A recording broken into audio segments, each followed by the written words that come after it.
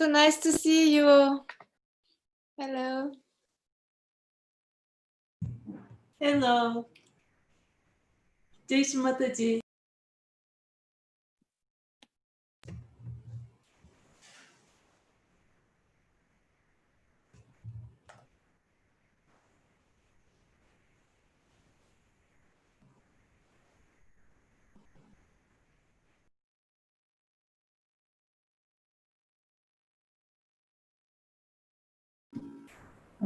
तुमचं कशाला गायब करतात मी खुर्ची पडून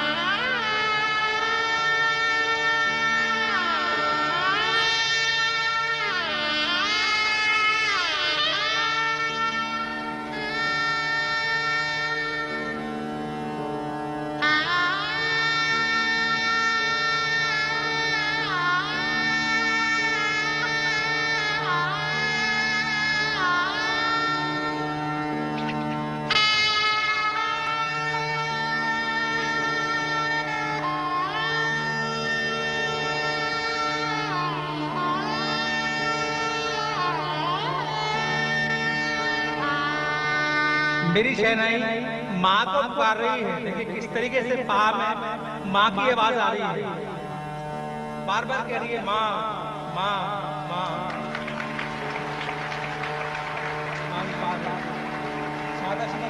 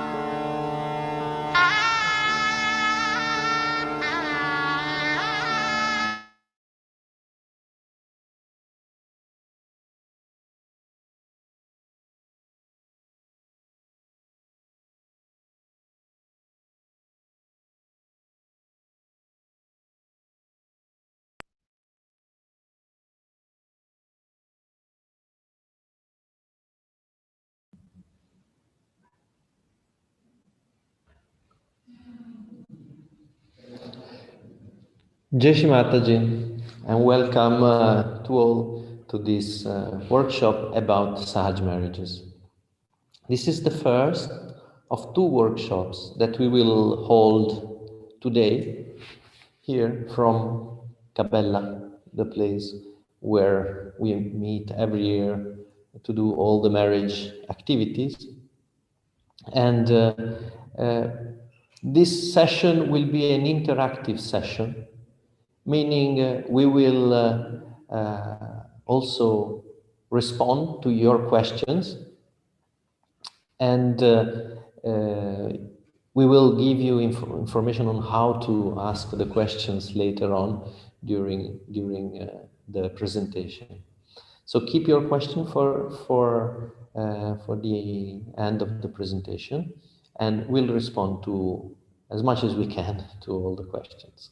So as you can see, we have several members of the marriage committee connected also in this workshop, and they will also take part and respond to your questions or intervene if needed, and we'll introduce them later on during the workshop. But let's start first of all with a meditation all together at the feet of Shri Mataji.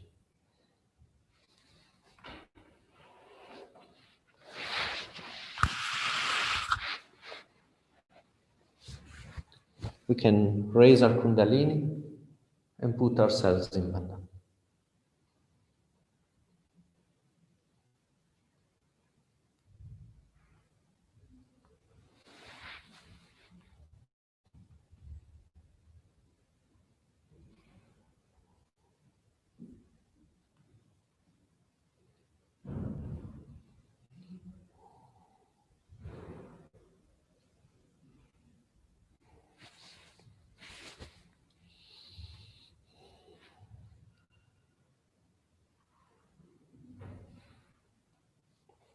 We can bow in our Muladhara chakra to Sri Ganesha.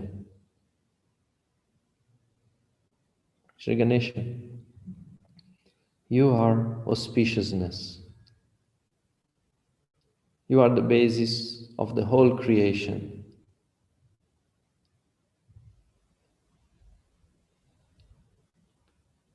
You enlighten every atom of the universe.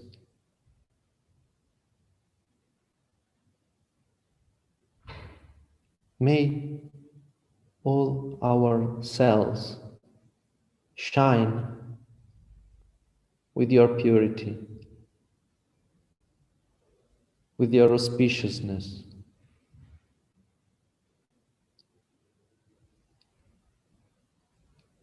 Please, Sri Ganesha, give us your qualities,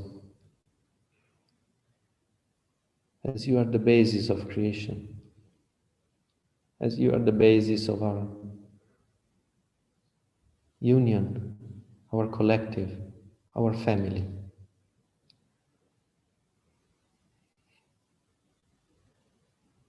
Shri Ganesh Mantra.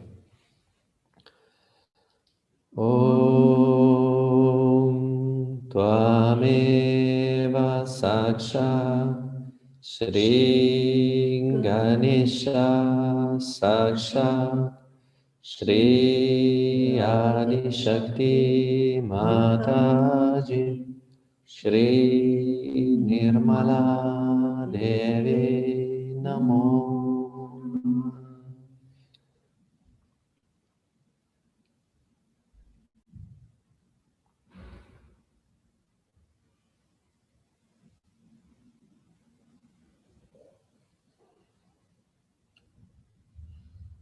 Sri Mataji, we bow to you as Shri Gauri Kundalini Mata. Please allow us humbly to put our attention on Shri Adi Kundalini, the Kundalini of the Virata, your divine primordial Kundalini.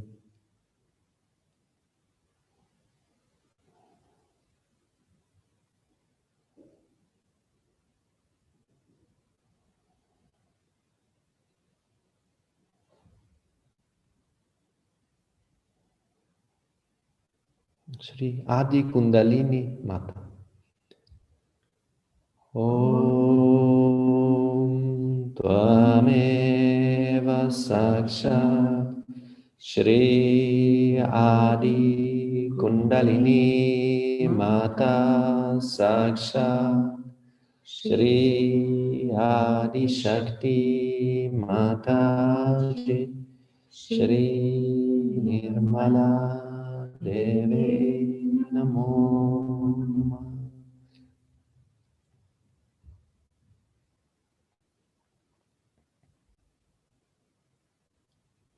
Shri Mataji, you are the purest of the pure.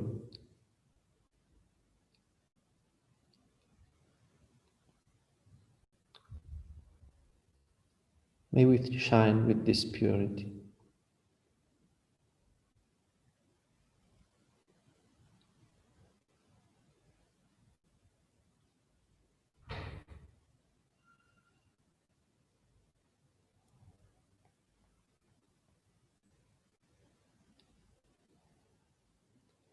Now we can take the right hand towards Mother Earth and put our attention on the left channel.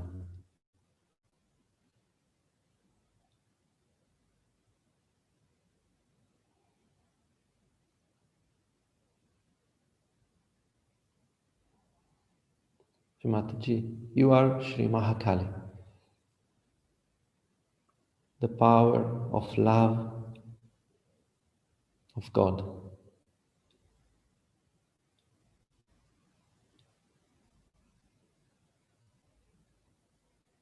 Please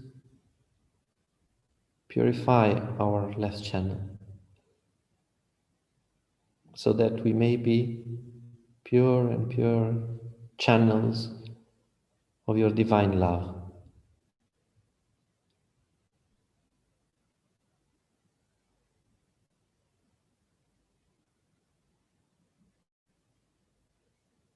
Shri Mahakali Bhairava. Om Tvameva Saksha Shri Mahakali Bhairava Sakshat Shri Adi Shakti Mataji, Shri Nirmala Deve Namo Namah.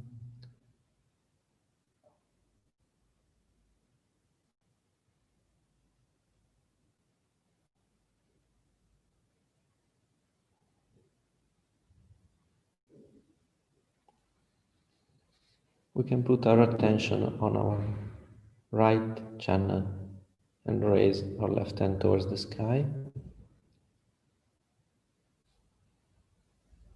Shri Mataji, you are Shri Mahasaraswati. You are the doer. You do everything. You are the beauty of creation.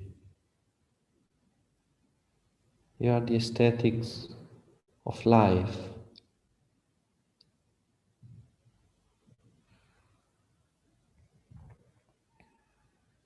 We pray, may we be channels of your pure actions.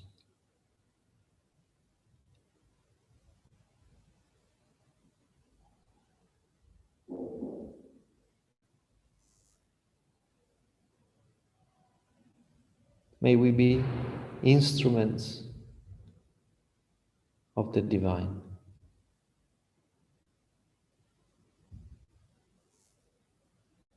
Shri Mahasaraswati Hanumana. Om Tvameva Saksha Shri Mahasaraswati Hanumana Saksha Shri Adi Shakti Mataji Shri Nirmala Devi Namo Namah.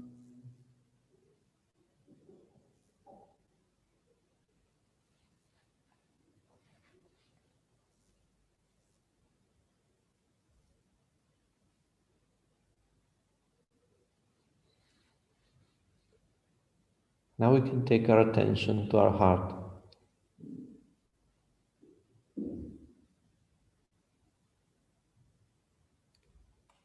And we pray, Shri Mataji, please, Mother,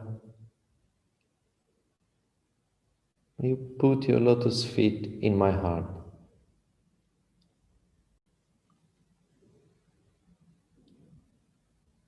Please allow me to worship your lotus feet in my heart.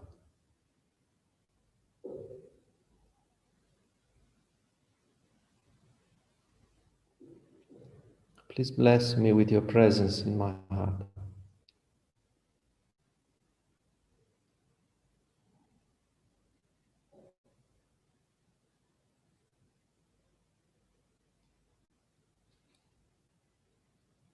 You have enlightened our spirit.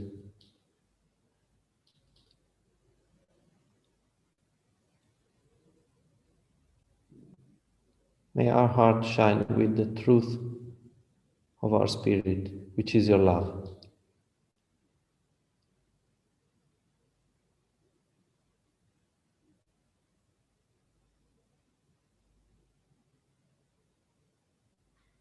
May we become witnesses. May we have pure awareness of the Spirit through our heart.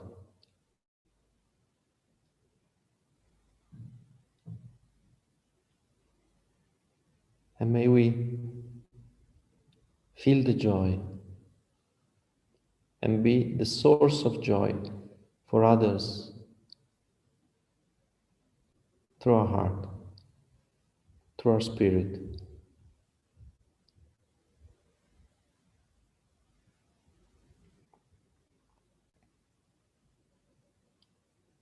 Satchitananda Rupa Shivoham Shivoham. Satchitananda Rupa Shivoham Shivoham. Satchidananda Rupa Shivoham Shivoham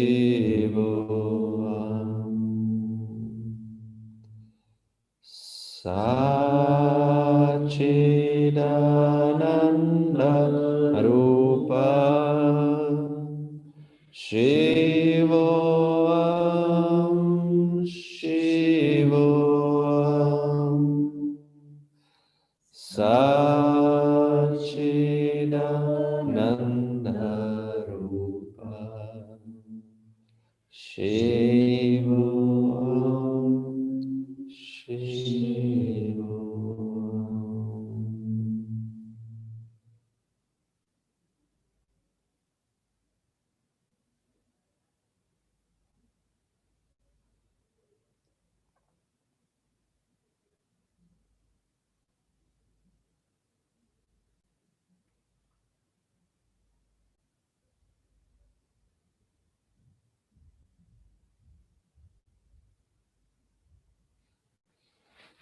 Now we can put our attention on our Vishuddhi chakra.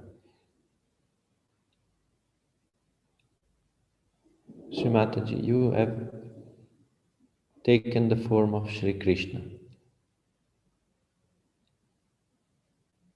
You have taught us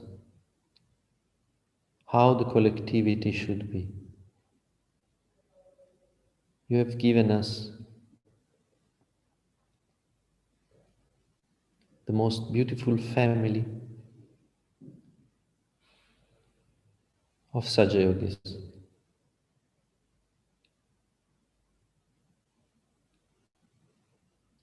The most purest family.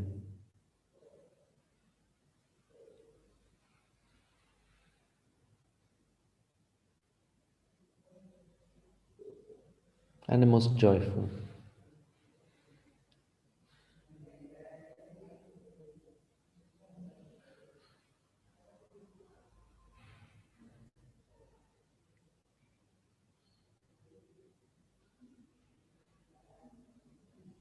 Sri Radha Krishna. Om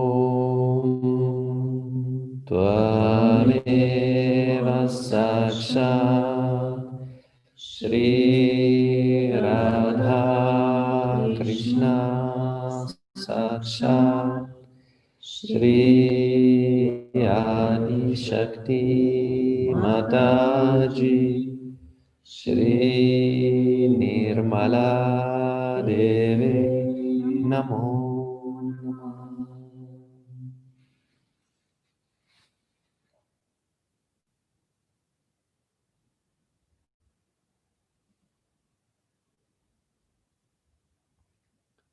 Now we raise our attention to our sahasrara. And once again we bow at the lotus feet of Shri Mataji in our sahasrara. And we pray, Shri Mataji, please allow us to bow every moment at your lotus feet in our sahasrara. Please allow us to have our mind, our attention always at your lotus feet in our sahasrara. And let us meditate for a few minutes with this Chennai music.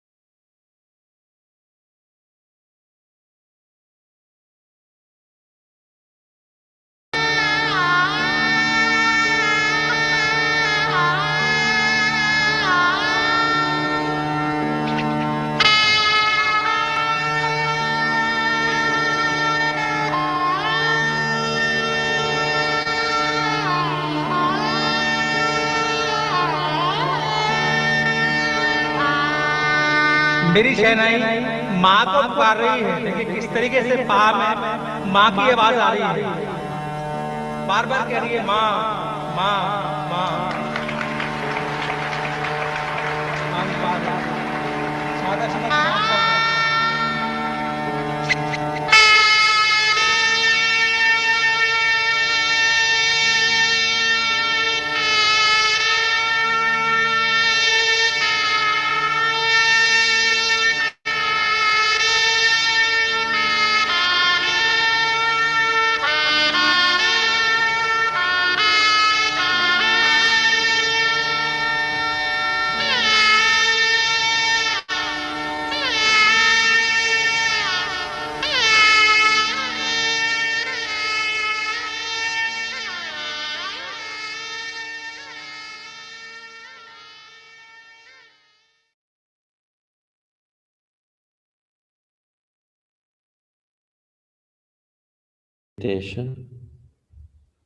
We will watch a video of Shrimataji talking about marriages for the next 20 minutes. It's a video from 1981, Gruha Lakshmi Puja.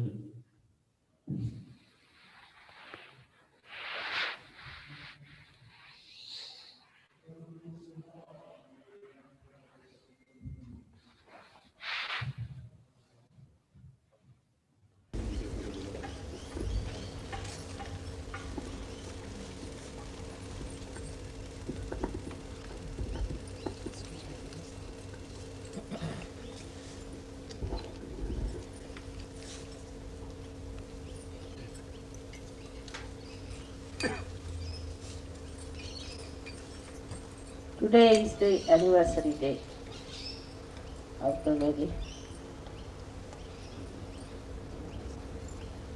and I have allowed them to celebrate it because marriage is very important in Sahaja. It is one of the most important things for Sahaja Yoga that one should get married.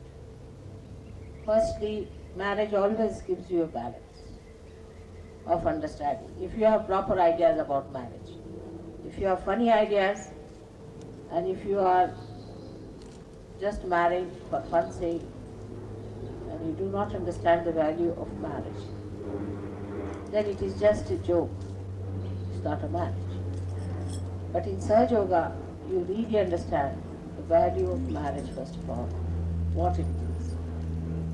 And then luckily today we are going to have some Sahaja Yoga weddings in which you will see how we try to conform to the divine laws of marriage and get married under those laws. Here I find in Australia as well as in other countries that marriage has lost its sanctity. People don't understand that by doing sin against the marriage, they are committing such great sins that many generations will have to suffer for this kind of thing. One has to understand that fidelity is the basis of marriage. If there is no fidelity, marriage has no meaning. If you are not capable of being fidel, that means you are not yet a human being. A human being has to be a fidel animal. In marriage, we conform that the problem is over now. We have finished with the choices we had, and now we are going to settle down with one person. And the sharing of life, even absolutely private life, is with one person. So you have to be very much harmonized with that person and in complete understanding and loyalties to each other one has to take. Now the marriage is for the reproduction of the species, as they say. Now as you are another species, you are Sahajogis with a new awareness. Marriages between you will bring forth children of very high caliber. There are great saints who are anxious to get married, get birth on this earth. And if they find good Sahajogi, husband and wife, who love each other, are good, progressive people in Sahaja, who are dedicated to Sahaja, they would be definitely descending on this earth through you. So it is very important and imminent at this time that one should understand the value of the marriage of Sahaja. So many marriages have taken place before also.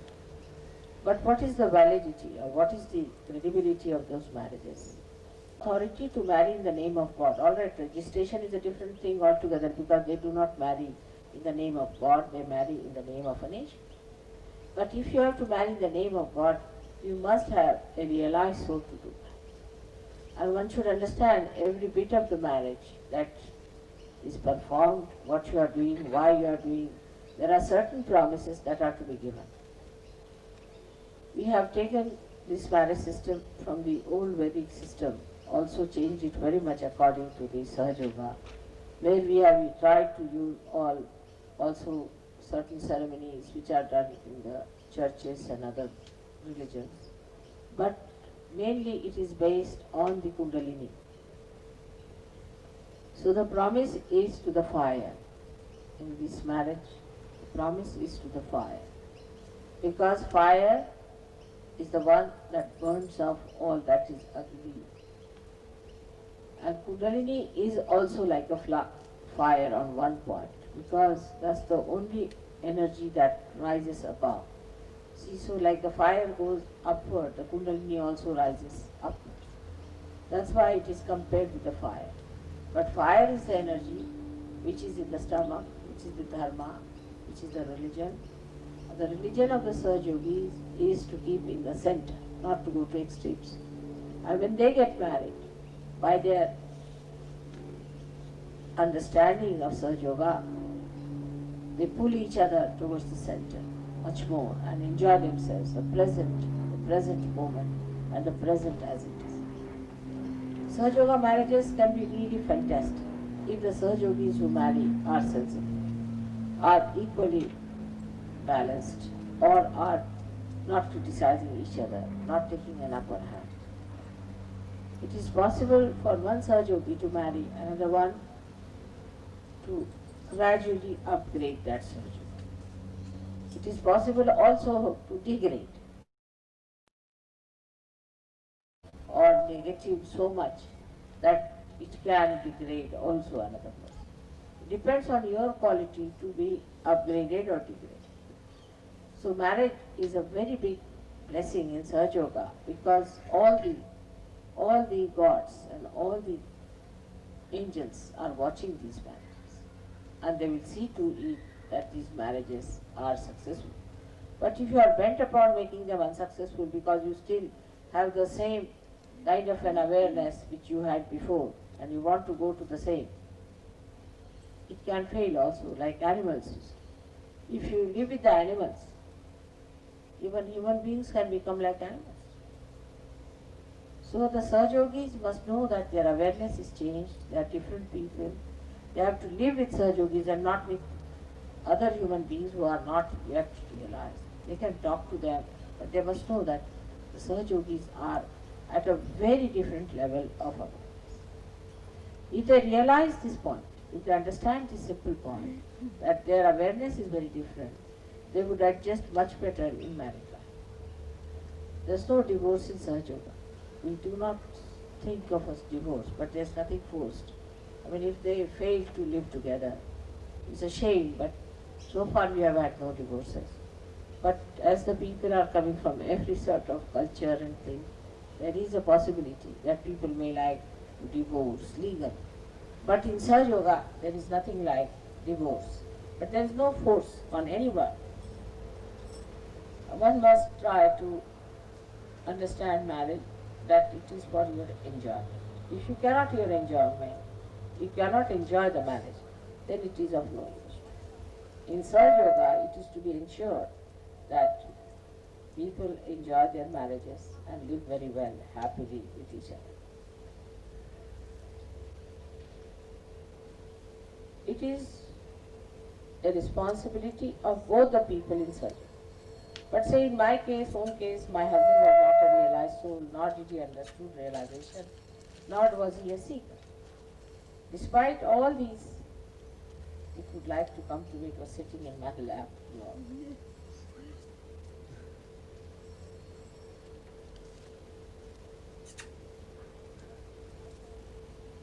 And despite all that, see, I didn't get upset or anything. I didn't push him.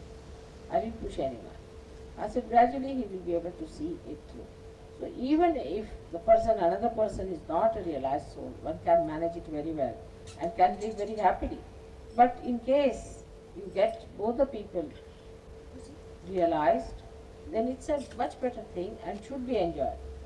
But the interest should be in Sahaja Yoga. If you have other interests, then there could be problems.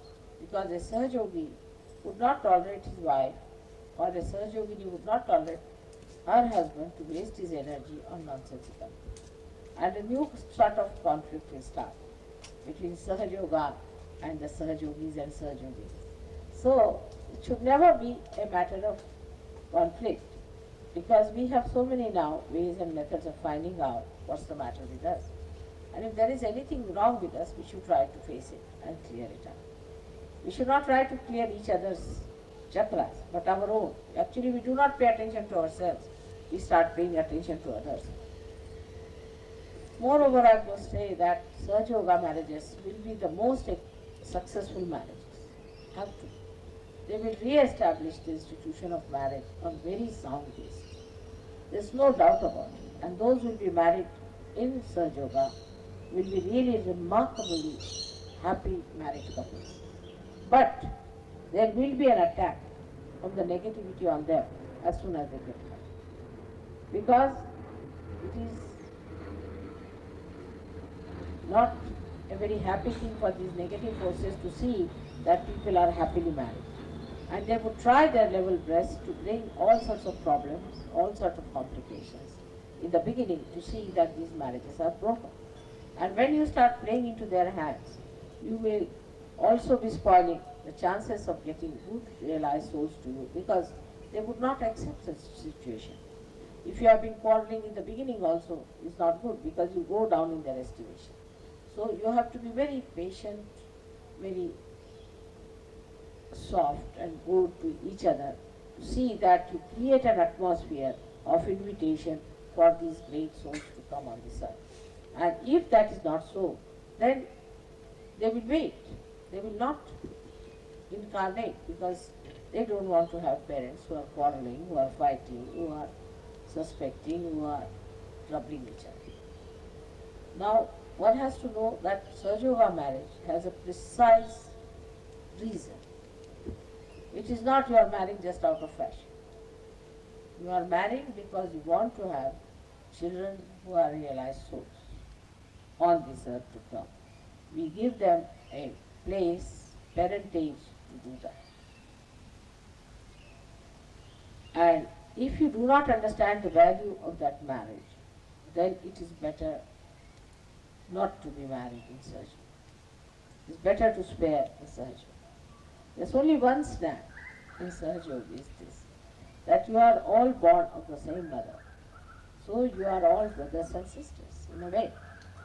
But when you are going to marry each other, then this point becomes a little funny, that how can a brother marry a sister?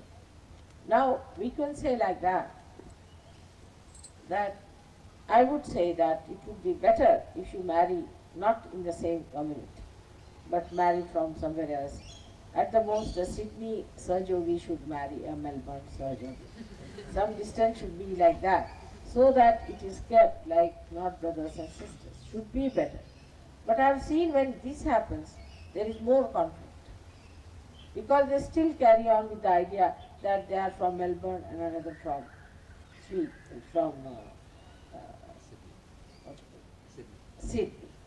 Just I got the word. Sydney. Now the Sydney and Melbourne should not be a matter of conflict. Because as soon as they start quarreling, they say, oh, you Melbourneian, I know you are like that. She says, you Sydneyans, you are like that. And immediately you become like that and you start quarreling about it. So you must know that you are not a Sydneyan or a Melbourneian, but you are nothing but a Sahaja Yogi. And Sahaja Yogi has no caste, community or any race or any religion, or also no bar of any nation. Whatever nation you come from, you are a Sahaja Yogi, you are a universal being. You are. You can feel the vibrations of anyone sitting down here, whether he is from Hawaii or from America, doesn't matter. So when you can feel about everyone, that means you are no more belonging to any community or any particular country. You are a universal being, and that's what we have to do. We have to create more universal beings. And to expedite that, we want to get these great souls on this earth. So it's a very important work. They have to be on this earth because they are the great channels for this divine work.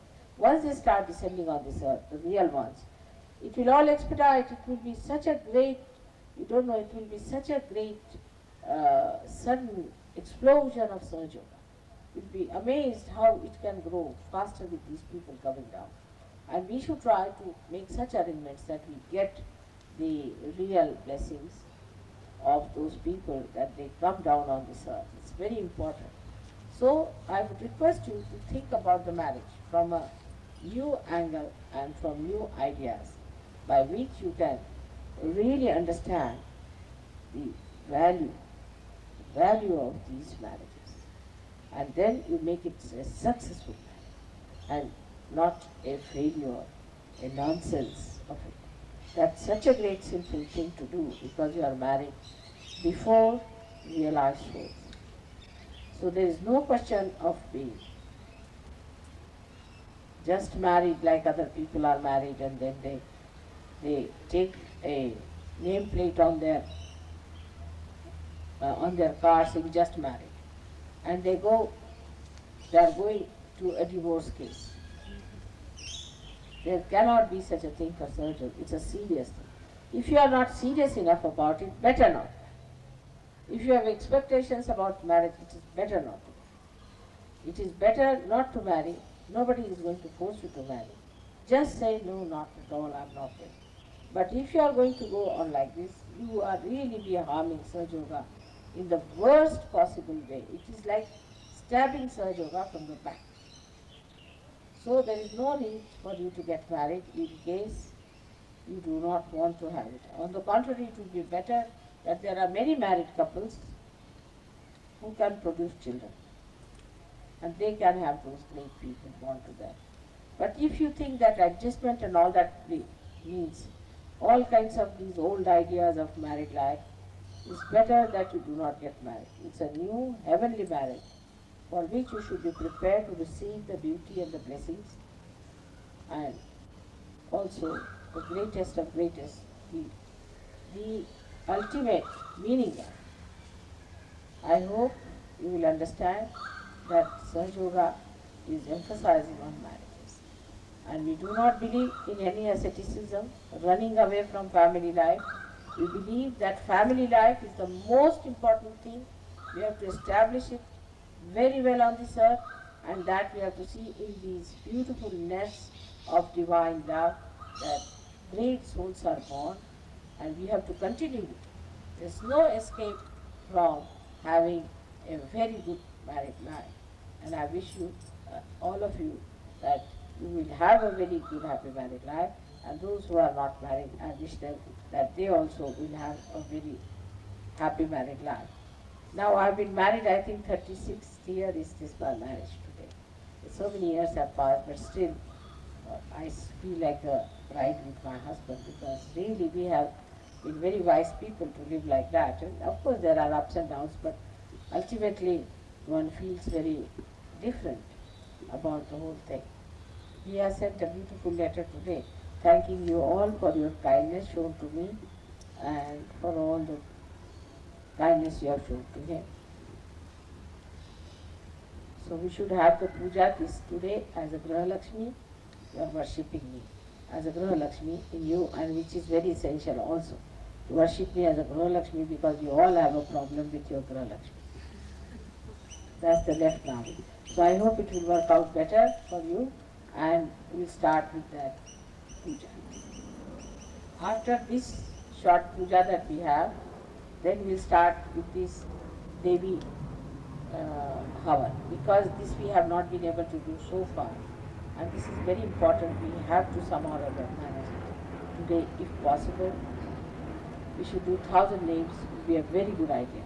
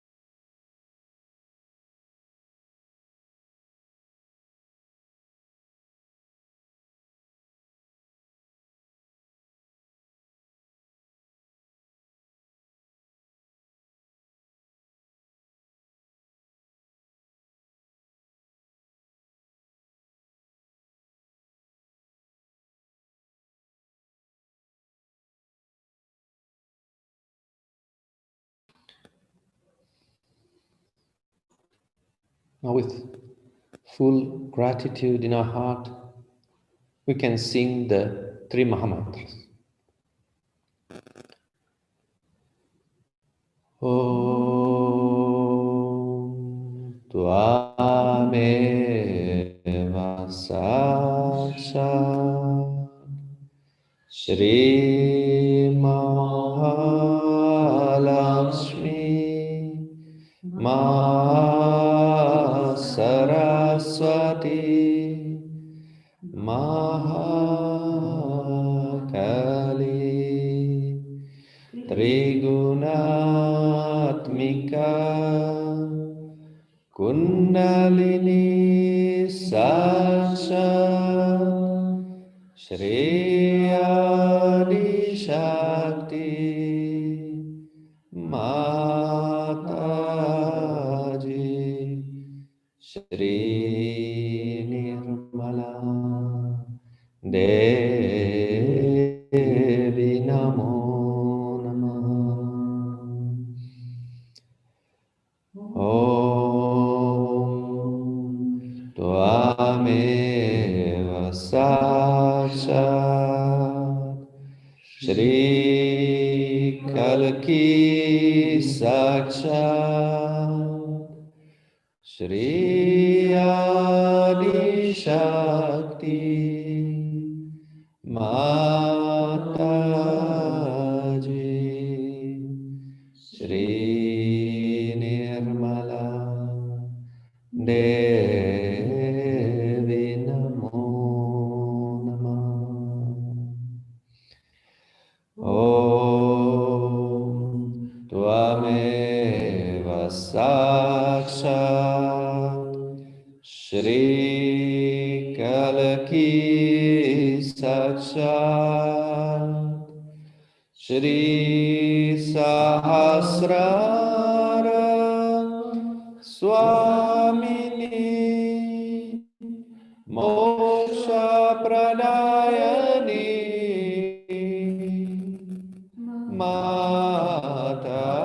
Mataji Shri Nirmala Devi Namo Namah. Shri Nirmala Devi Namo Namah.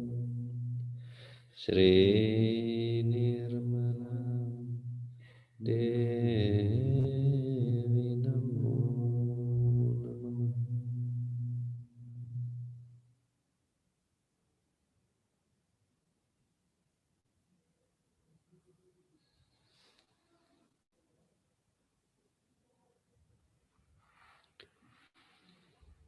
Jai Shri Mataji.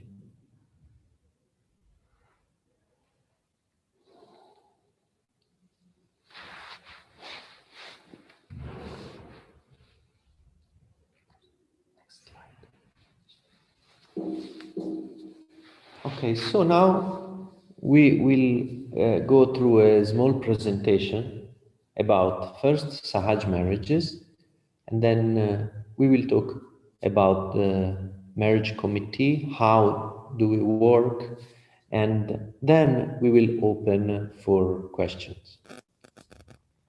So we have just listened to Shrimataji's speech and we have understood what are Sahaja marriages.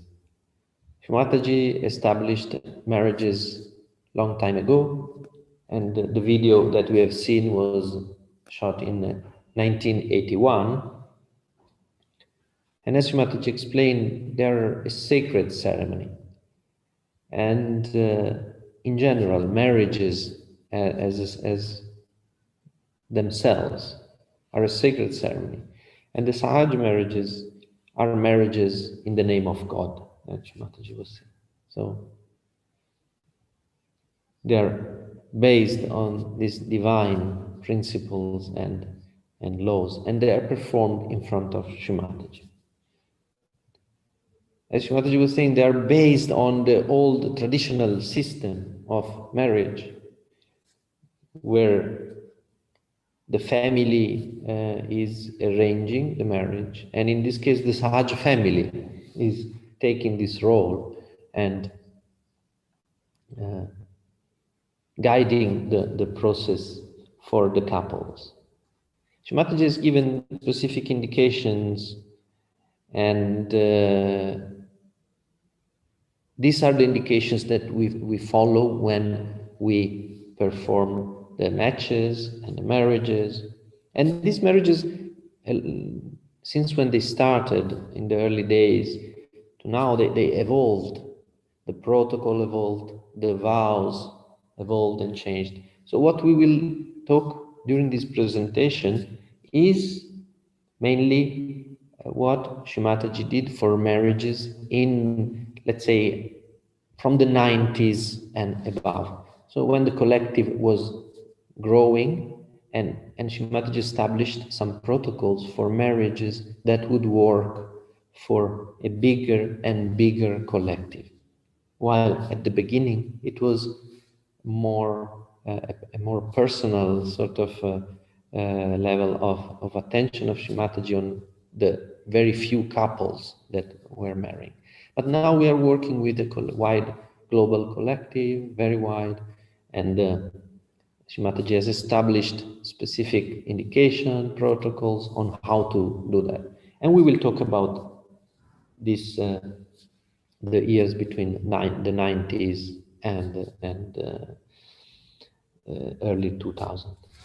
So we can move to the next slide. And we have heard what are some basic principles. So Shrimataji said clearly, our family is a family. Sahaja family. All the Sahaja yogis are brothers and sisters. This is the basic principle. This is the Ganesha principle of the collective that sustains and protects the whole collective. So, and this is a principle and a concept that Shrimataji in her teachings always continue to repeat. We should not look for a partner ourselves in the collective, because we are all brothers and sisters. This is very much against the Sri Ganesha principle of the collective. There should be purity in the collective. The relationships between brothers and sisters should be based on purity, as this is really a core principle. And Shrimataji always repeated this in all of her talks during all of these years. So she never ceased to say how important it is to behave properly within the collective. And that's also why this type of Sahaja marriages were created by Shrimataji, where it's her that looks for the spouse for yogis and yoginis. And also, Shrimataji explained that, we come from different conditionings, and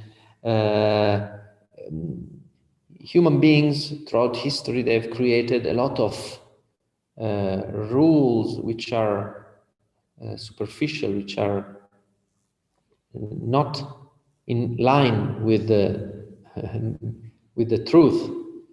And the Sahaja marriages are breaking these conditionings that are there, that are harmful for individuals, for society.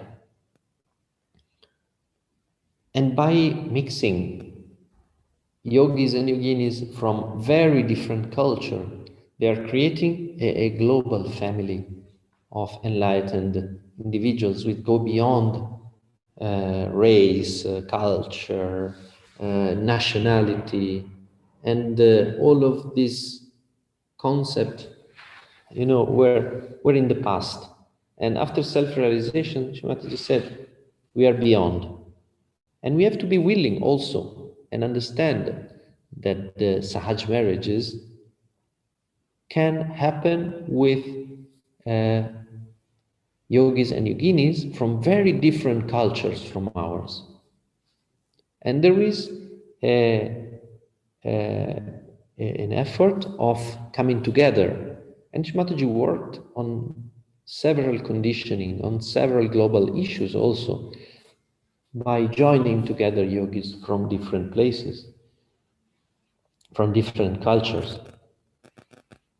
So if we are still stuck in our own culture, in our own conditionings, then we should think about whether we need to marry or not. And in the next slide, you can see another question. So this presentation is already in the form of question and answers, as you can see. So should I marry? Should every yogi marry in Sahaja Yoga? And what Shmataji said, no, if the understanding of the value of the Sahaja marriage is not there, or there is no willingness, or simply there are some ties, commitments, limitations that do not allow us, marriage is not necessarily for us. And I think the questions that we should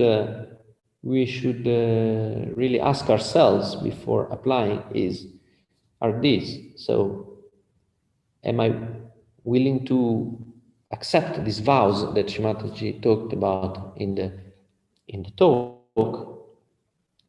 And we also have the vows at the end of the presentation. These are promises that Shrimataji says we have to do to marry before God. But also, am I willing to surrender the process of matching to a collective process, as we said, of the collective family of Sahaja Yoga? What are my expectations? Do I have a clear idea of what I want, and I will never accept unless it's how I want it? And this can limit God's work. God is giving the right thing for us and the best thing for us. But by limiting the possibilities, we are limiting the room that the divine has to help us to grow in the right direction, in the best direction. And of course, marriage is marriage. So means a life choice. Means deciding to spend our life with another person, to share our life, to share experiences, to grow a family. So we have to be ready for that. And no Sahaja Yogi or Sahaja Yogini is or will ever be forced to marry in Sahaja Yoga, and the final decision to marry is theirs. So the process that Shrimataji has created is giving us the possibility to find a match through vibrations and through her indications. But then the decision to marry is to be taken personally and individually. And there is also, unfortunately, a hard truth in Sahaja Yoga, which is the fact that Sahaja Yoga attracts much more women than men. We have a collective, and we see it from the number of applications. On average, depending on age groups and so on, but on average, for every 4 ladies in the collective, there is 1 man who apply for marriage. So this hard truth means that only 1 yogini out of 4 has the possibility even to marry. And this is just mathematics. So it's not something we can change, unfortunately. So that's a truth that we have to face also. So, and it's sad and unfortunate. But Shimataji has also said that there are possibilities to look for spouses also outside the collective. So that is definitely an option for those who do not wish or who cannot get a match in Sahaja Yoga. And then, once we marry outside of Sahaja Yoga, then we can do a Sahaja remarriage in Sahaja Yoga. That's the way we have Shimataji has created for those who have married outside Sahaja Yoga to get the blessing of Sahaja marriage, and this is completely okay. It's definitely something that Shimataji has talked about. So, if we move to the next slide, we'll see again one image from the early days of a marriage ceremony with Shimataji, all the collective, joyful. So, in the past, Sahaja marriages have been performed at international puja venues. So while at the beginning it was more, let's say, intimate sort of events, because the collective was much smaller, as we said, from the 90s onward, the marriages took place at international puja. So wherever Shimataji would hold an international puja, Sahaja yogis would come from all over the world to perform the puja, and in some of these occasions, Shimataji held also marriages. People who would come to the puja and who would wish to apply for marriage, they submitted their application form, and Shimataji appointed some yogis to manage the first screening process, the first matching process, and then she would review all the matched forms. She would change them if needed. She would create new matches wherever needed, perform all changes, and then the marriage would take place. Let's see how it is performed today in the next slide. So, the marriage is still performed at international puja venues. So marriages are organized wherever there is an international puja, and yogis are taking part globally from the whole world. The first step, the first review of the application and the match, let's say the first creation of the match is done by, again, a team of appointed yogis. And we will talk specifically about this team in the next slide. And then the final review is performed by taking vibrations at the lotus feet of Shri Mataji in her living room, where she would also decide about matches and marriages,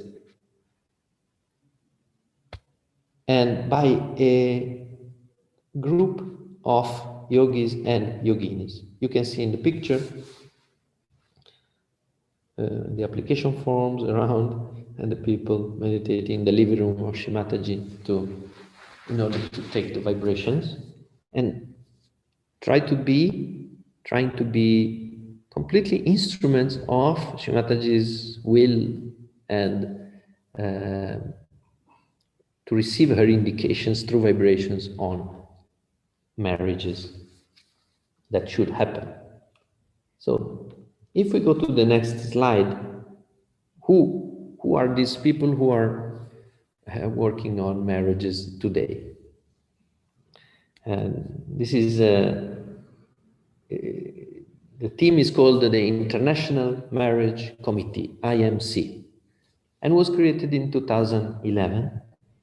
Some elder yogis asked some members of the collective to create a small group of yogis and yoginis who would continue the practice of marriage by following very strictly the indications of Shri Mataji, the protocols taught by Shri Mataji, the way she was doing things in the recent, let's say, most recent 20 years when the marriages took the form that they have today.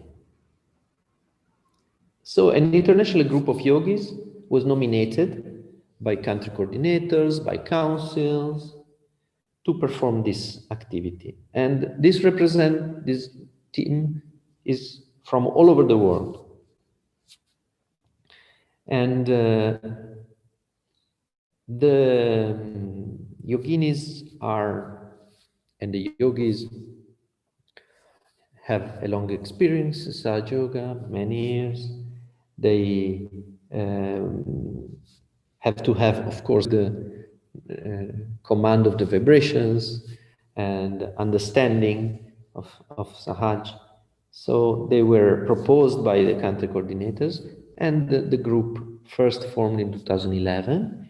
It evolved, it changed throughout the years, and it's made of 16 people, 16 plus 2, so total of 18 members. And just for your knowledge, I will tell you their names and their country, so you can see from where we all are.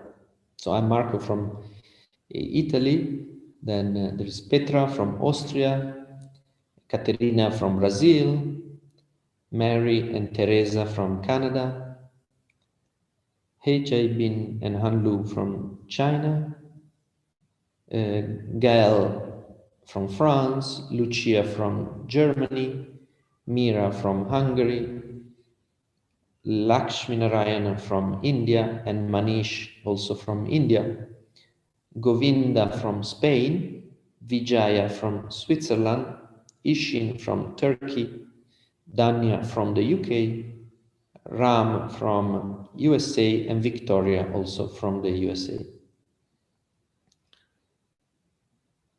And then we have two advisors in the team, Uncle Duilio and Uncle Nalgirkar, whom you can see in the picture.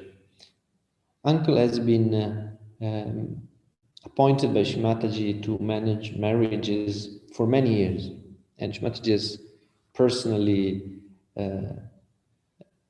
told him everything there was to know about marriages. So, Uncle, I would invite you, if you wish, to say a few words now to the people attending the workshop. You can unmute yourself.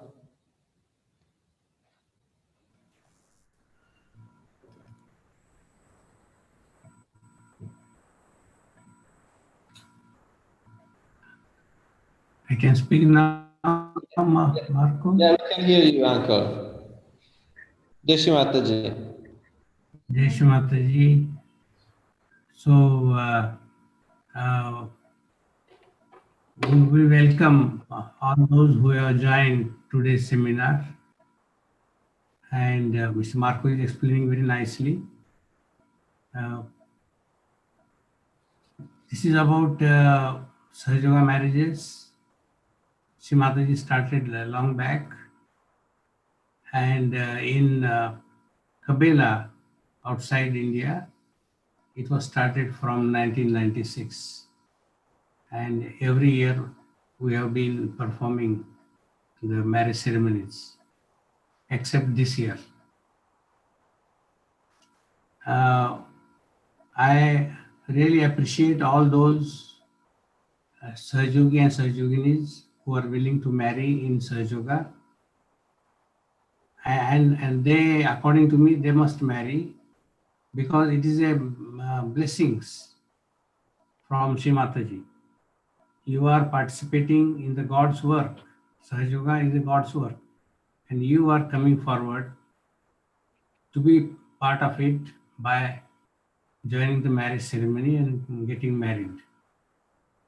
So this is a very big blessing directly from Adi Shakti. So we are maintaining strict protocols as advised and taught by Shri Mataji from time to time. And when we match, you who is going to apply for this will follow the same protocols, and we expect you to follow the similar protocol, similar discipline. And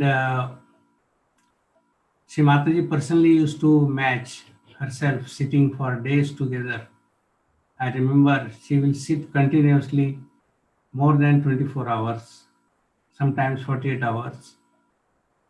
And we few people used to be with Shri Mataji to help and also to learn from Shri Mataji.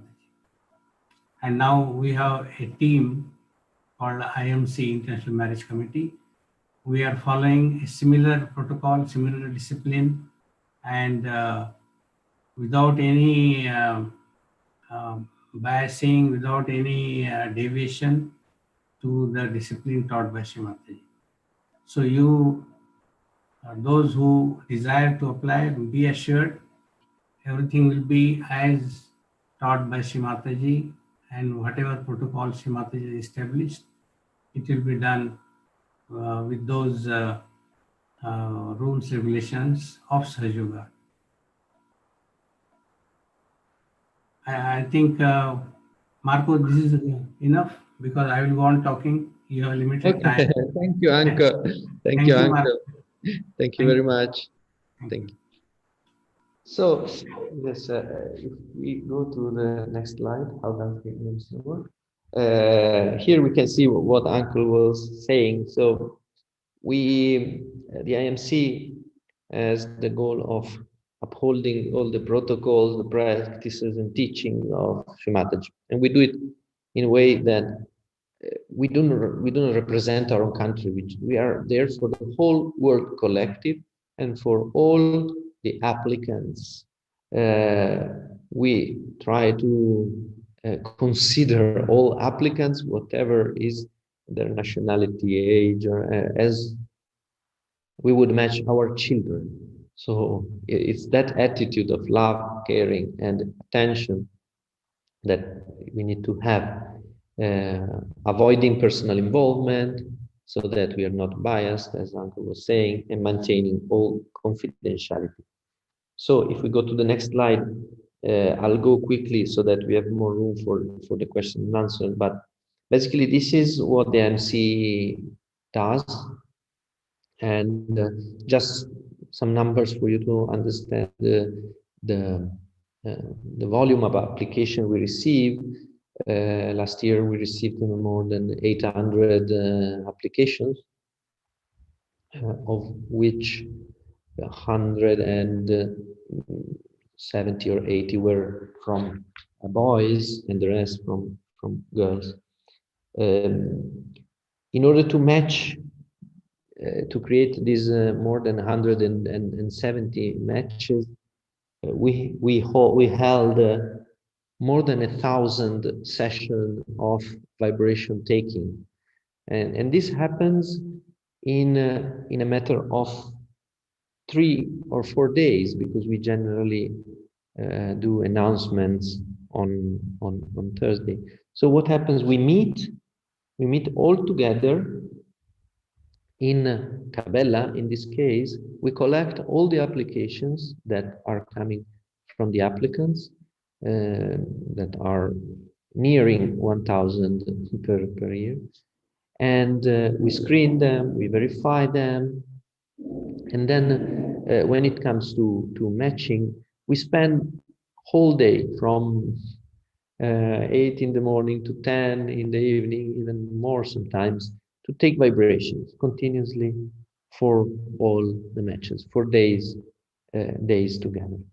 And it's a group of 15 people, as you've seen, 16 people that are there. First, because not all are taking vibrations all at the same time, because they have to also do the screening according to Shimata's indications, and we have to take shifts, because also taking vibrations, putting attention constantly 12 hours a day on vibration is not easy. And this is done during the week, this week generally, between Krishna and Ganesha, in order to perform announcement on Thursday and give those 2-3 days to the applicants to get together and know each other. So there are more than 60 countries applying, and the work that is done here in Cabela is just the end of months of work of collecting application, contacting applicants, coordinators, and screening, looking at the data, taking the data from the application, putting it into our records. So it's this is what the IMC members do. And the next slide will tell you how to apply for Sahaja marriages.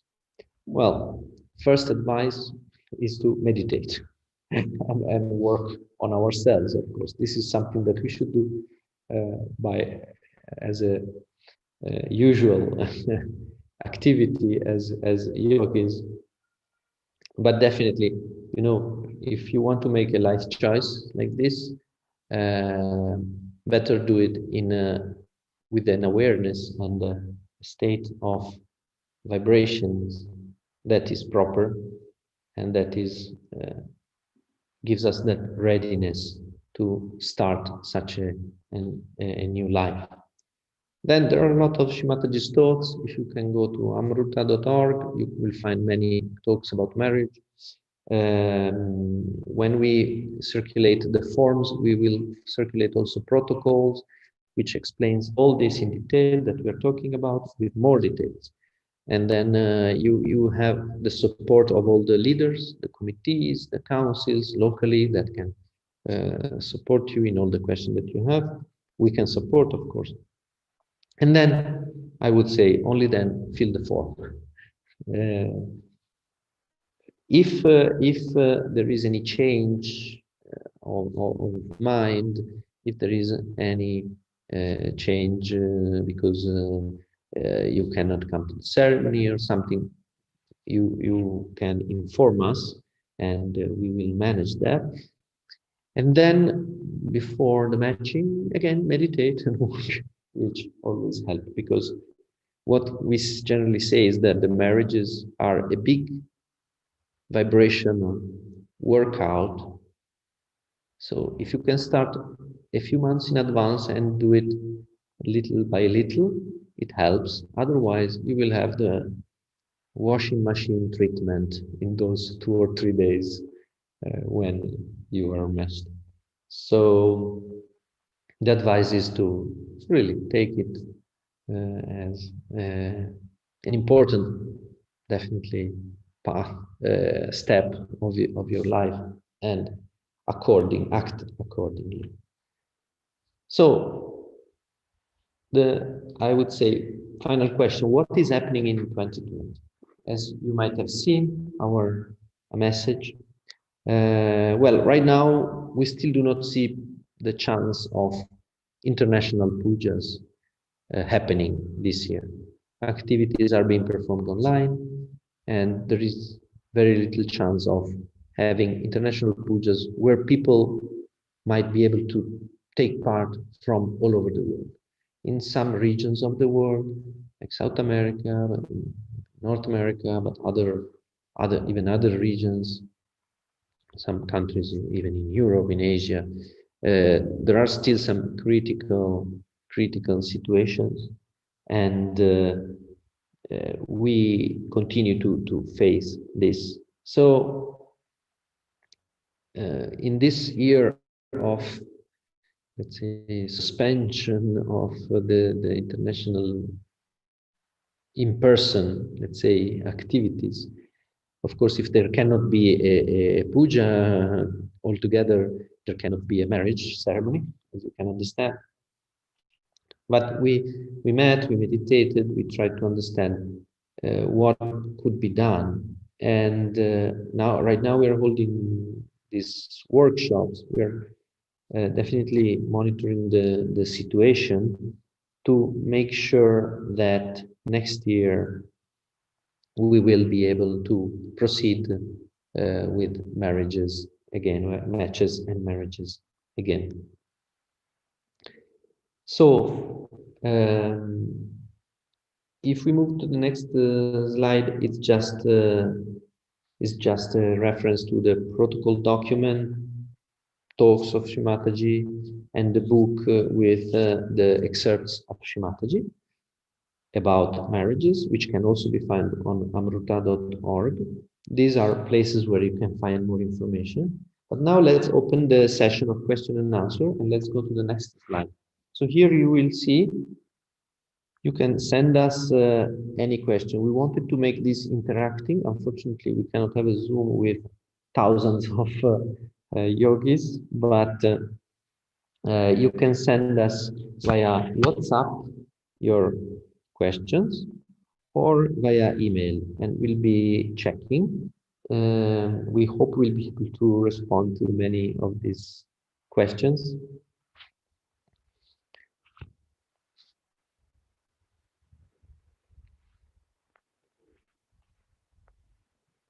Okay, so first question is, which are the criteria used before feeling vibrations?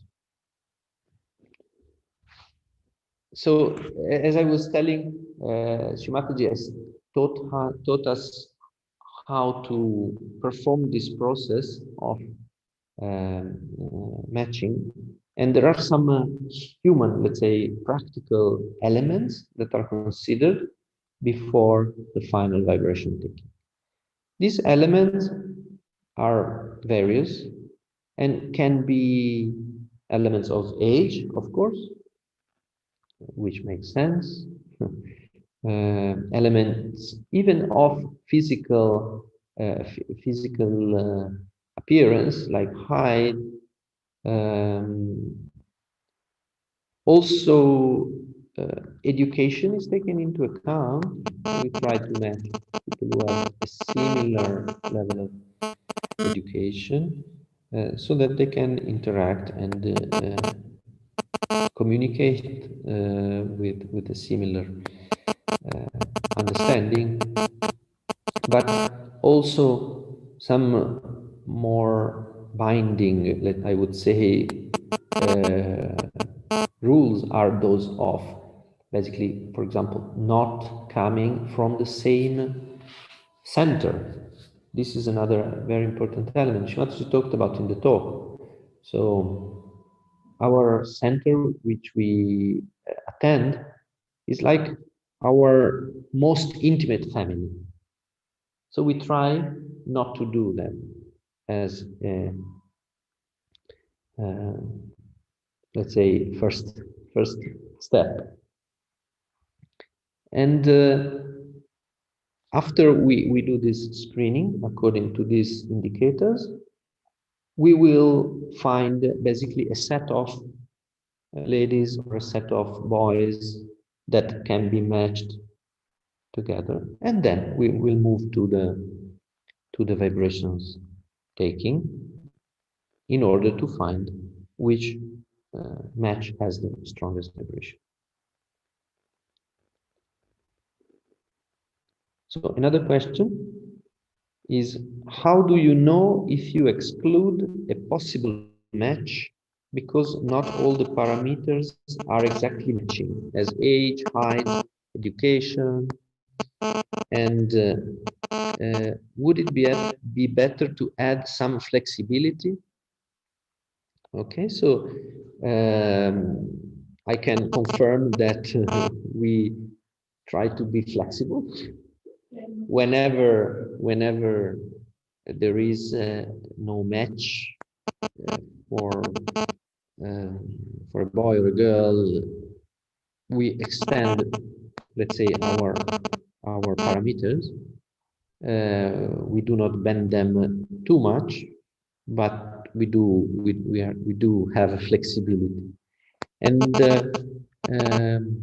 on the contrary, let's say what we notice is this attention to this, let's say, criterions are also very high in the applicants. In fact, sometimes when we do that and we flex the parameters, we receive refusals because of that. Oh no, she's higher than me, so I don't want the match, or he or she's much more educated and or much less. So we are flexible, definitely, and some work and some maybe might not work. Another on the parameters. So do you feel the vibrations for a match even when all the parameters are matching? The answer is yes. So even if all the, let's say, human aspects are perfect, we will never match two people unless we have felt very good, cool, strong vibrations. This is the basics of Sahaja marriages. This is how we try to be channels of Sri Mataji's will in marriages. It's not a like marriage factory. It's trying to be truly the channels of Sri Mataji's will. Then, would you consider having matching process more than once a year? Okay, so this is a good question. We tried once, some years ago, to have a matching, an additional matching process. What we do is we collect all the applications in one place, which is generally Kabela for Ganesha Puja, so that we have the availability of all the yogis who are willing to apply, and we have the maximum chance of finding the right match. But once we tried to arrange a second matching process, it was, I think, years ago for Buddha Puja in Philippines, or yeah, in the Far East. But what happened is that we received so few boys applications that it was not possible to perform any match for that ceremony. So yes, we could. We have to think about how to make this process work, and also have the right background, let's say, the right amount of applicants, of course, to make it work.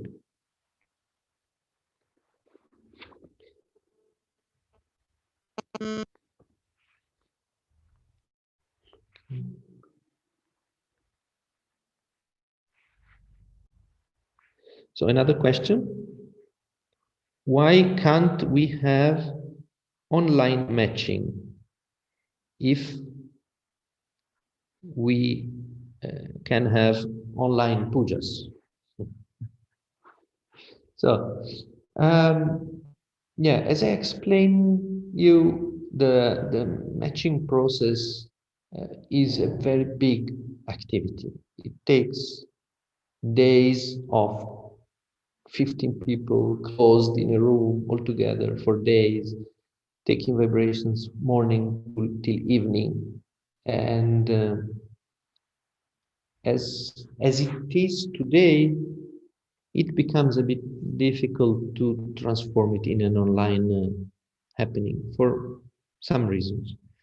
First of all, we are aware of the importance of this event in the life of yogis, yoginis, and we want to give the maximum attention, our total dedication to this activity.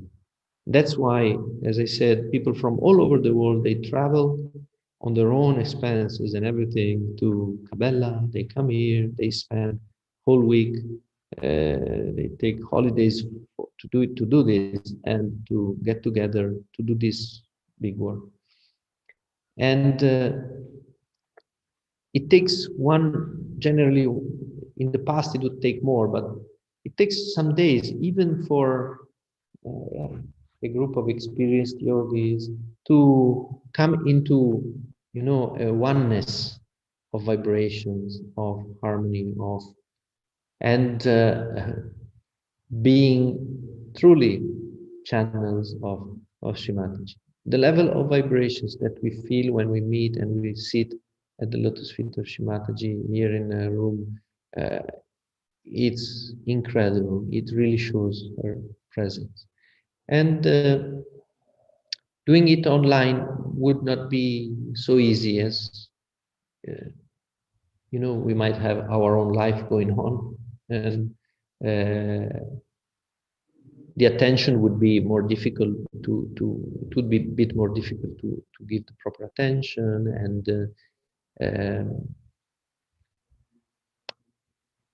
also the other reason that we explained on our message to the collective is that right now there is very little chance for people who might be meshed from several different countries in the world even to meet, and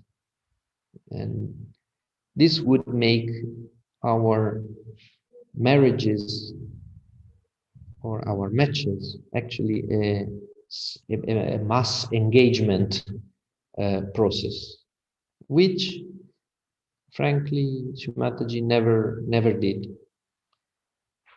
She talked several times about Sahaja marriages. She didn't talk about Sahaja engagements, and as we have been since the beginning asked to be as much as possible coherent and in line with what Srimataji did, we decided that probably it's better to think about this a bit more deeply in terms of also the consequences that this can have on the collective. It's not out of the picture, definitely, because who knows what is going to happen with this world, this situation. But for this year, we decided to take some other actions Also streamlining the process where we collect data, which takes a lot of time through maybe some web system. But definitely, we don't want to change the process when we come to the vibrations. So that is, as we said, a fixed thing that will never. Another question, what would be the ideal age to send the application to get married? I would say there is no ideal age. Shimataji, in her talk, even now, she said that marriage, one of the reasons also for marriage is to have many Ganeshas enlightened and realized come on this earth. So better not wait too much, if possible. But we have had applicants from the young age to any age, probably up to the 70s also. So I would say the ideal age is when people are ready to do this step and start taking this path of change and growth that is marriage, and for themselves and for the collective. And by the way, I just wanted also to invite all the people that the IMC team, if they want to add, or if I'm missing something, please intervene. And we have a couple that has been married in Sahaj, and we would like just for them to give them some space so that they can tell us their testimony. So I would give us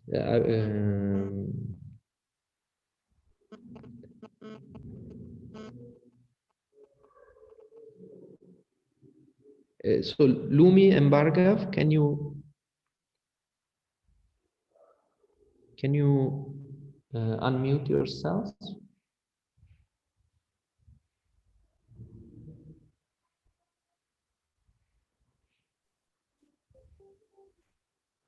Hello, can you hear me? Yes, yes. Yeah. Yes, So actually, hello. Mataji, hello everyone. So actually, like, I'm alone because Bhargav is working. He's working. He's still working, so he can't. He couldn't come and participate. Okay. Yep. But yeah, I just wanted to, like, first of all, to thank the committee for our marriage. And like, for personally for me, like, I saw that it was like really a wonderful experience, but it also how to say, it's a wonderful experience to introspect yourself, and yeah, and it also forced you to introspect in depth, like, really, so that you can evolve. That's what I experienced it. Sorry for my English. And yeah, but still, it's a wonderful experience and full of joy, and I can really feel that like Shumataji's and blessing and all the deities blessing, and it's a really good path. That's what I felt. So which countries are you both from? So I'm from France, and Bhargav is from Australia, Melbourne. So I'm now in Melbourne with him. I rejoined him 1 month after we got matched and married, like a few months after. So a big change of your life. Yeah, a big change indeed. but it's fun. Like, yeah, I take it as a nice experience, and yeah, it's definitely working on your conditioning, because so I like, as a French person, I have some conditioning that I have that I didn't think I had them. But while being married to Bhargav, like I really saw, like as a witness of myself, how I was and how much these conditionings were affecting my, like, my evolution, and how to, yeah, and also my meditation, and yeah. So it's really like marriage is really a mirror to yourself, and it really like make you introspect in depth you, and that's really amazing. Okay.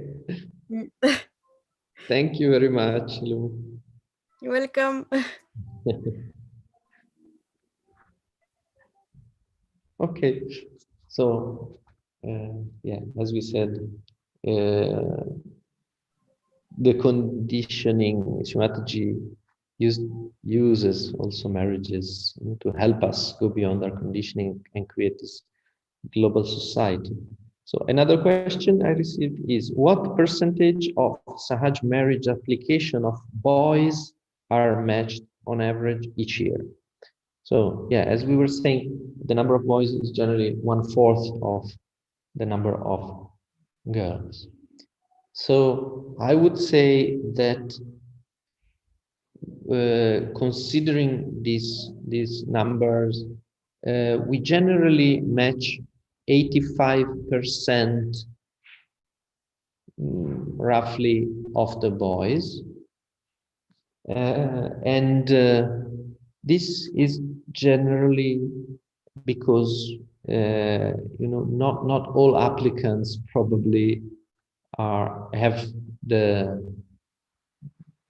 match in that same ceremony, so they might not get, we might not get the vibrations good enough for a match, so we might not be able to match all of them, but wide majority of boys is matched, I would say, every year, roughly, yeah, 85% roughly, if I'm going by memory.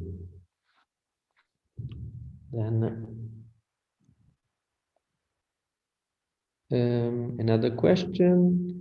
If next year there will be no resumption on flights and the situation is about the same as this year and life will remain online, there will be no marriage again? Well, I think, well, as Sajogis, of course, we should use all our subtle instruments to make sure that, you know, this situation is improving. But if the situation is the same, it might be that there are some areas of safety and where some international pujas will take place, and we'll make sure to exploit those opportunities as much as possible. Or it might be the case that one information I didn't give you before during the presentation is that for the past 3 years, Uncle has trained an international team of yogis and yoginis who are able to arrange marriage ceremonies around the world.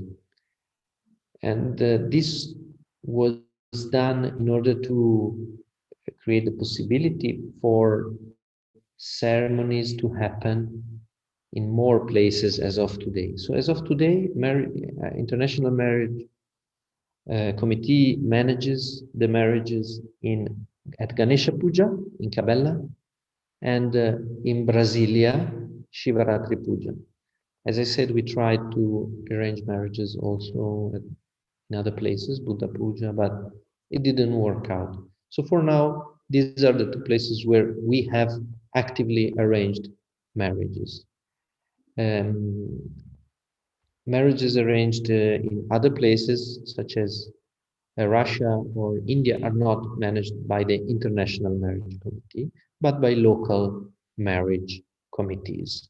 So in India, there are 2 marriage committees which work independently, and they arrange marriages in different locations, and Russia also. So what we did is train a group of people, and this might be also one possibility if that happens. Of course, we hope it won't happen, that we are all stuck in our countries.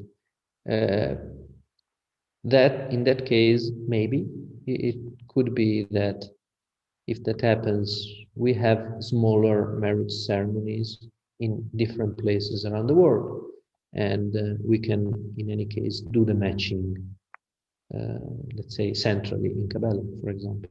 So this could be an option, but it's a bit early to say.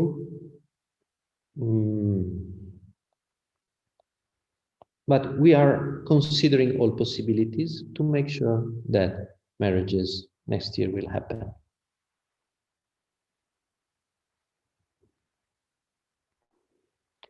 Then, if someone matched person don't agree for marriage, that is not considered for marriage matches next year. Any rule regarding this? So, when we propose the match, as we said in the beginning, we do not force anybody, of course, to marry. The decision to marry has to be taken in full awareness and desire, willingness by the people, and we do not, as I said, force. So refusing is possible. We do our best, of course, to match everybody through the vibrations with the best vibrations we can. So we are confident that as we do it in a group of people, not individually, as we do it through working on ourselves, on a team, we are confident of the vibration within. But of course, this is a big step, it's a life step for a person, and everybody has to have the opportunity to take their decision. Then we will humbly ask for, to understand if there is any specific reason for which the match has been refused, if there is any specific mishappening or anything that has happened, to make sure that even the yogis in this situation are acting properly in this respect. So that's what we ask to tell, but then there is no rule as such that people will be excluded for next ceremony. There is no rule of that kind.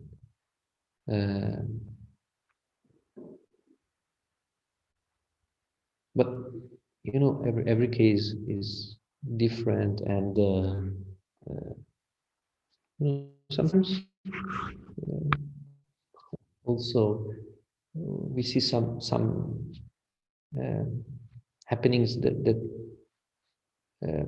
highlight some unpreparedness in people. So next year we might want to make sure that if these people reapply are ready, and so we do maybe a double or triple check, of course, but there is no rule as such. No. If you're asking if there is a rule, no.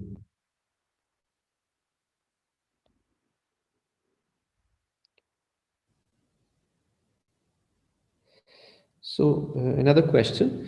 If for some reason a yogi or yogini feels they cannot have children in the immediate future for whatever reason, but they desire to grow and evolve as Sahaja yogis through a marriage, would you say that they should wait to submit their application for a Sahaj match? So, again, the decision to marry is a decision for life that has to be shared also with another yogi or yogini, and it's not meant to become immediately a situation where you need to have children immediately. Shimataji said, of course, we have to create the best family for these realized children to come. It might take also some time. So it's not something that has to happen immediately.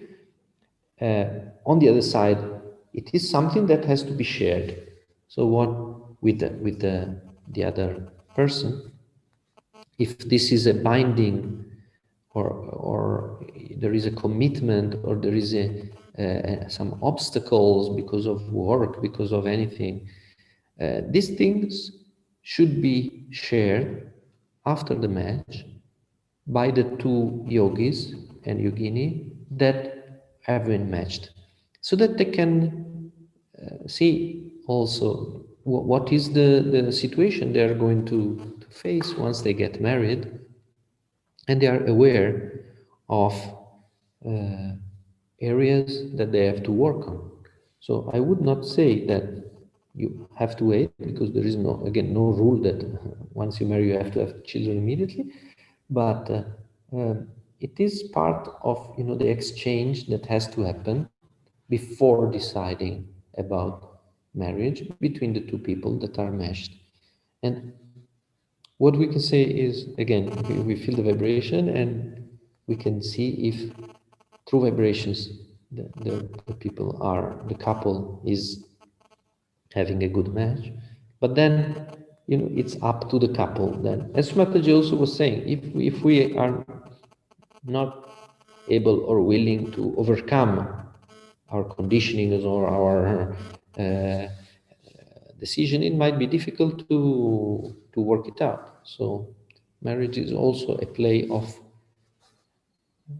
a puzzle that has to fit together, even if the pieces initially are not perfectly fit for each other.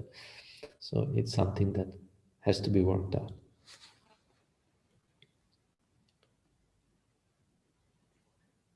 Other? I think we have, I don't have any more questions. I hope we have not missed many questions. And so let's finish off with the picture of Shrimataji. I don't know if anybody in the call has anything to add from the marriage team. Please do so. Okay, it seems not. So thanks to you all for taking part to this workshop. We hope you have answered all the questions that you had. We hope you have enjoyed this interactive session, and we will send definitely more information as soon as the situation is clearer, but our goal again is definitely to continue in any way possible the Sahaj marriages, which are a very important part of our culture and of our growth as a collective and as a family. So now we can again put our attention within ourselves at the feet of Shrimataji, from which the eternal flow of love comes.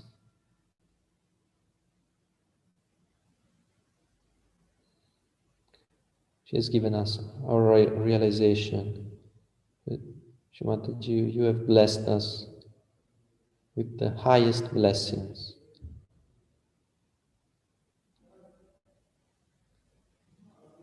You have taught us all there is to know about spirituality.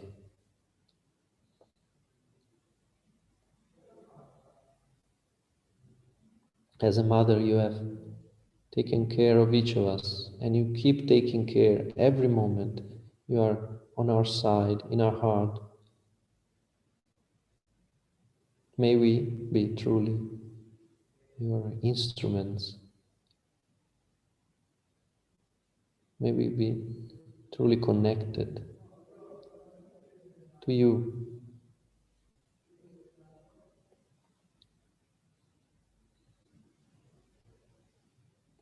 And be part of the building of your kingdom of God on earth through our Sahaj family.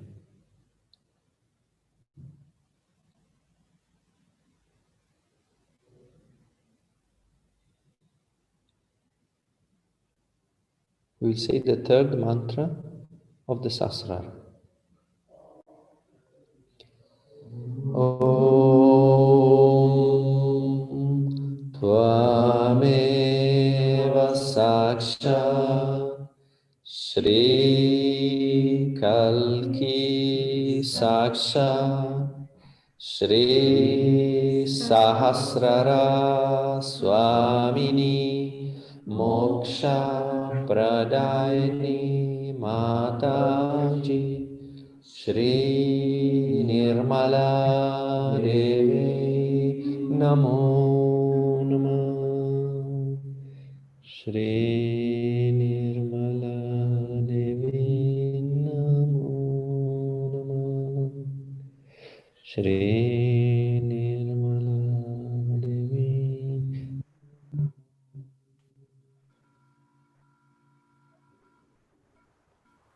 Bolo Shri Adi Shakti Mataji Shri Nirmala Devi Ki Jai.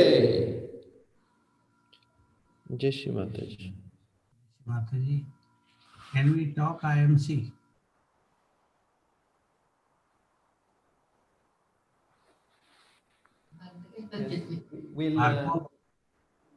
Marco? Yes, Uncle, we'll stop the YouTube transmission and wait a minute and we'll. Thank you. Thank you.